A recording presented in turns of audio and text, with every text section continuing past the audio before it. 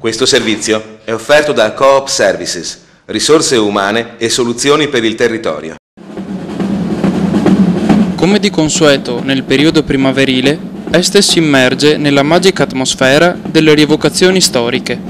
un viaggio nelle radici della propria cultura, offrendo momenti importanti legati alla vita e alle tradizioni dei secoli scorsi.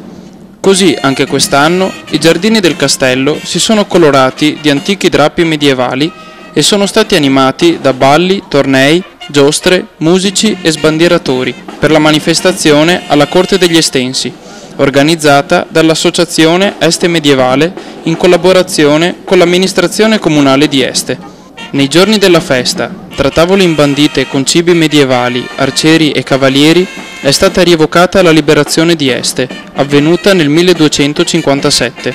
quando il marchese Azzo VII, signore della città,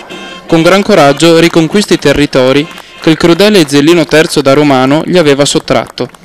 Este Medievale è un'associazione culturale no profit che nasce nel 2002 per promuovere il territorio tramite la valorizzazione storica del popolo estense,